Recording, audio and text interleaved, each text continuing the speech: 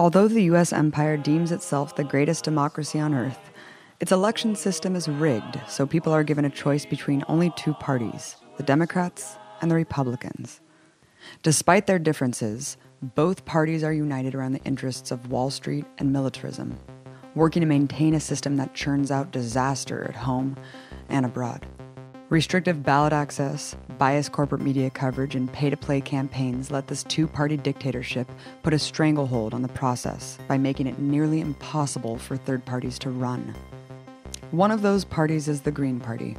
Despite being the fourth largest political party in the U.S., the dollar democracy system makes it so that they're only on the ballot in 20 states. Having evolved from a coalition of left-wing groups in 1984, the Green Party provides one alternative to the status quo, with a program of social and ecological justice. Since 2012, Dr. Jill Stein has spearheaded the party's presidential campaign, fighting to establish a bottom-up movement for real change. While practicing medicine, she authored critical scientific studies about environmental toxicity. Witnessing a broken medical system, she became a community advocate for just and equal health care. In 2002, Stein ran against Massachusetts Governor Mitt Romney under the Green Party ticket. She continued to elevate in local government until being chosen to run as the Green Party nominee in the most impossible election of all, President of the United States. Because the media establishment keeps third-party candidates hidden from all election coverage, I sat down with Dr. Stein to find out why her voice is such a threat. So Jill, this is the second time that you've run for president under the Green Party platform. The entire political system is so corrupted. Knowing that, what made you take the leap to be that person, knowing how marginalized you would be? There are a lot of everyday human beings being marginalized by our very corrupt political system. When you have two political parties that are funded by predatory banks and fossil fuel giants and war profiteers, we got a problem. And I'm in a very fortunate position to be able to continue my participation in this movement. It's really a movement that has been fighting, and that movement needs a political voice. The Green Party is sort of the one national political force that still has national scope, that's capable of fighting at the presidential level. Was there a certain catalyst that catapulted you in just saying, I'm going to go for it, even though I know what happened to Ralph Nader, I know that everyone's going to tell me what they're going to tell me, which is, we're going to vote against whoever is going to be the Republican candidate. I mean, what compelled you to say, screw it, I'm going to throw my hat in and I'm going to stick with it? I'd have to go back many years, actually, to put my finger on that. But, as a mother and a medical doctor, I had to be dragged kicking and screaming into the political fight. And the only reason I did so was because I saw very clear from my position as a medical doctor what our the state of emergency that our health is in and has been for quite some time at a grand level. We're in the sixth extinction right now. It's impacting our health in many ways too, and that has to do with the burden of pollution that we're feeling, the economic stresses of poverty and homelessness, et cetera. We're not doing so well on all those counts, and it comes back into our health.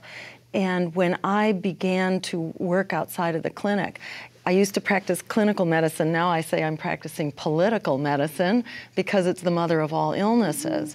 And we have to fix this one if we're going to fix the things that are literally killing us. So, it was sort of my, becoming clearly convinced, seeing the light that we had to engage in collective struggle, including in the voting booth if we're going to move forward. As the stranglehold of corporate government becomes tighter around our throats, I think it becomes more clear to more people all the time. Just witness the revolt going on within the Democratic Party and even within the Republican Party.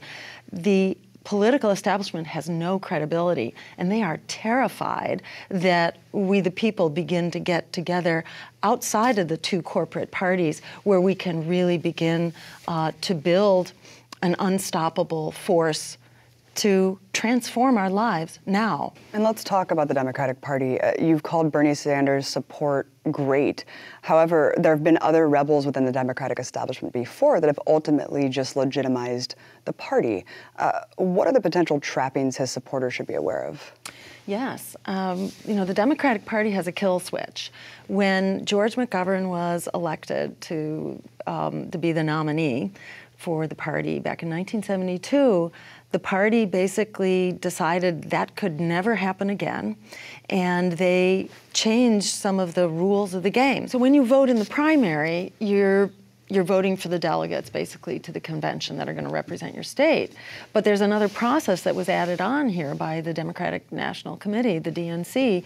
The party established what are called superdelegates, which are not chosen by the voters. They're actually chosen by the party because they are elected officials or they are party insiders, and they tend to be very conservative, and they support the conservative candidate. And it turns out those are 20% of the delegates at the convention.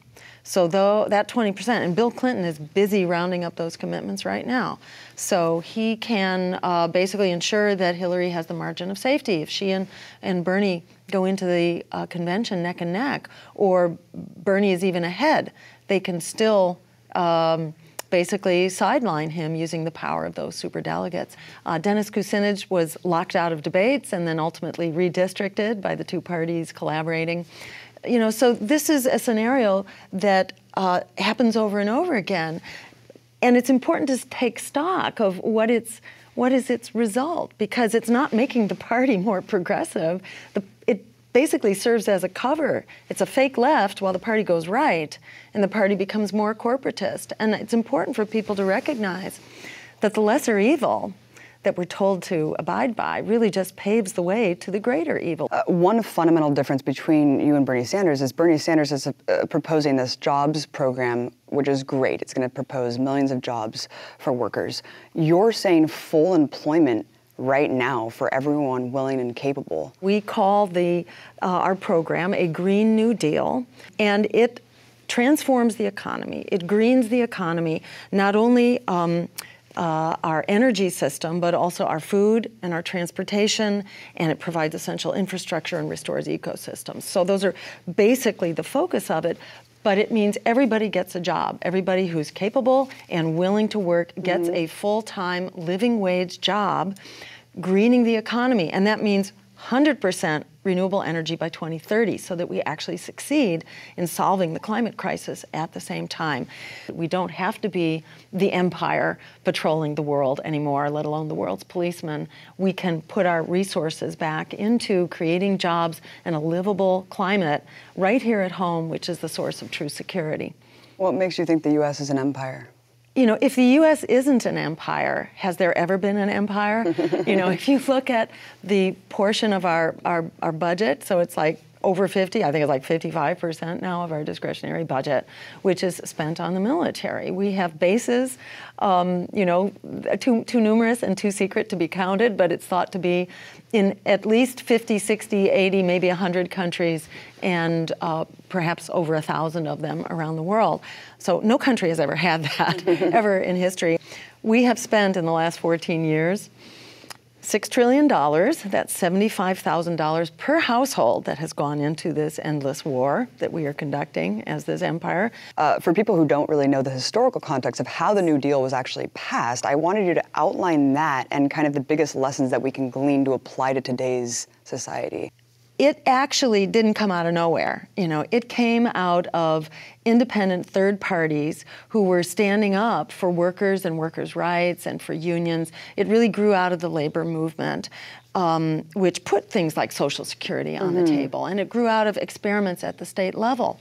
And it's important to remember that this fight, the whole fight of the labor movement, was really carried out by a whole series of independent third parties, whether you were looking at socialist, communist, progressive, farm worker parties, et cetera. There were a whole slew of independent parties who were fighting the battle at the local level. And so you had this multi-level political movement on behalf of everyday working people that forced the hand of the Democratic Party, which then began to adopt that agenda.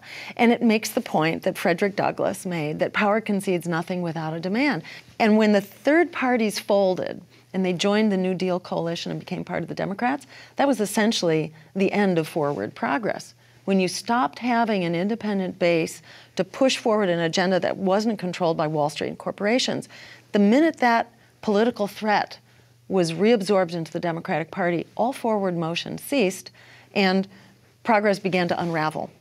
And that has continued to this day. It's very important to recognize that third parties are a win just for existing. And the traditional sense of third parties is to really be social movement parties. So you had parties on behalf of the labor movement. You had parties on behalf of the abolition of slavery. And at the time that social movement was thriving, there was an independent political party called the Liberty Party that really formulated that threat and made it a political threat so that it could get traction. Otherwise, you're just blown off. You're marginalized and you don't count. So that agenda was then absorbed by another independent third party called the Republican Party, which was just forming at that time. And they began to win a whole lot of elections. So for people who say, forget it for third parties, they've never worked in this country, they are defying the actual history here, which is that not only have third parties actually achieved office and very high office, but that in fact forward progress has generally depended on independent third parties. They are a good unto themselves, and we need to bring them back to the table. Of course, the possibility of a woman becoming president would be just such a huge symbolic accomplishment. And Hillary Clinton is putting her entire bets on this, Jill. She's really appealed to voters on this basis alone. Yeah, so, our campaign is kind of the inconvenient truth for Hillary Clinton. Hillary has a track record, and I think people are waking up to the fact that it's the walk that you walk, it's not the talk that you've talked, because we've heard that. We need basic economic justice. Women are more vulnerable than anyone. We also need health care and complete reproductive health care. We're calling for a Medicare for All program, that provides complete health care, including complete reproductive health care, including the right to an abortion if a woman needs one. That should be just provided as a matter of course, and not just to people who have insurance or who are impoverished enough to qualify for Medicaid. There are comprehensive solutions here that Hillary is denying to women. Women are in a very vulnerable position and are more vulnerable to the predatory economic policies that Hillary has thrown her support behind. So it's really important for people to know that there is a way forward for women. We're going to have a voice in this election. You don't have to sell yourself out in order to support a woman in this race. Yeah, I personally won't be voting for someone who Henry Kissinger writes letters to telling her what a great person she is and how much he admires her foreign policy. So, as a doctor, you diagnose people who are sick, obviously, based on their symptoms. Let's talk about the symptoms of our society and our system that we live under. What are the symptoms that you see that designate and that indicate that we live in a very sick society right now and that the system is corrupt to the core? You could start with the fact that we're very sick physically, medically. We are very sick. We have very high rates of heart disease, cancer, high blood pressure, obesity, diabetes, you name it. By any indicator, we are physically very sick. And our longevity is actually declining. We are one of the few societies in which survival is actually going down. Death rates are rising, particularly among working class people, people who are economically being hit really, really hard right now. And we're seeing all kinds of, rise in overdose deaths and alcoholism and, sort of social diseases are really running rampant now, as are ecological diseases and like asthma. We have an epidemic of asthma and heart disease that are tied to air pollution. We have, we have physical disease. We have poverty. We have an economy in which 62 billionaires now have the wealth equivalent to what half the world's population, 350 billion people, have. This is sick by any standard. Our political system is very sick. Our democracy is really on life support. When we were talking earlier, I was using the analogy that this is multi-organ failure. This is a patient on life support in the intensive care unit. I mean, that's what moved me to become involved politically at the young age of 50 years old. I was not a political person. It was really a last resort after everything else had failed, after having been an advocate as a physician working with community groups. So by any standard, we have a society that is not going to make it. And the ultimate yardstick here is the collapse of the climate and the fact that we are in a major extinction right now, the 6th great extinction, where we are seeing, rates of species collapse and disappearance, which are said to be maybe 1,000 times above background rates. So this is qualifying now as a bona fide extinction. There have only been a few of them in the history of life. The predictions now are that we could see half of the world's life forms disappear in this century. This is, in my view, this is a lethal illness that we have right now. We have a lethal illness. Likewise, the climate is moving forward in a very dangerous way. We could look at the collapse of the major ice sheets within the next couple of decades, which means a sea level rise between 10 and 30 feet. If you thought Pearl Harbor was an emergency, how about we lose all harbors and all population centers on all coasts around the world? We have a very lethal disease right now, which needs a cure. And fortunately, there is a cure, and it is applied in the form of the Green New Deal, which cures the economy, cures the climate, and also cures the wars for oil. Jill, as a physician and working in medicine for so long, did you see anything that made it very clear that a for-profit healthcare system was woefully inadequate, and why does Obamacare not do enough? In so many ways. When I was in medical school, I started working in a free clinic, and I was just flabbergasted. There's a free clinic on the south side of Chicago, in extremely poor, desperate neighborhoods. And, you just saw a two-tiered system all the way up, and it's only gotten worse. Our healthcare system has been increasingly co-opted and profiteered, so that the price has skyrocketed and our health is not improving, put it that way, so people have limited access. But it's like the whole thing is a sick care system. It's not a healthcare system. We are making ourselves sick, and then we are pouring $3 trillion a year into a sick care system that doesn't hold a candle to what other countries are achieving with spending less than half as much on healthcare per person. So this is a very broken system, not only because healthcare has been profiteered, it's been co-opted with the profit motive, but also because we are making ourselves sick with a sick food system, pollution, and a passive transportation system. These are the largest drivers of public health and disease. As a medical doctor, I was watching these new epidemics, asthma, cancer, obesity, diabetes, and coming at lower and lower age levels, especially in kids, and saying to myself, our genes didn't change overnight.